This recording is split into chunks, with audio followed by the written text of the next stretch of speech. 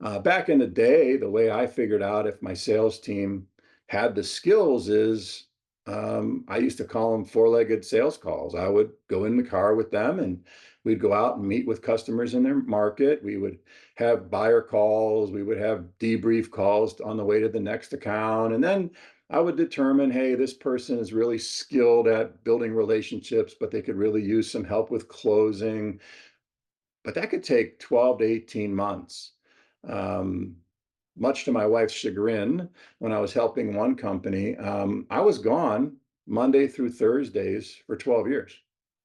And I was out working with our salespeople, trying to understand our customers, trying to understand what training our teams need. But today you don't have to wait. This is a project we just did about 6 months ago for a team of 11 salespeople, really quick. Where are they strong? Good news. We've got people with high competencies in hunting. A lot of my manufacturers would love to have that kind of a demographic, but they struggle. They're reaching the decision maker. They're calling on buyers. They're not calling on decision makers. Look at closing skills. Out of 100, they ranked 16. Presentation skills, very strong. They know their product. They know your company.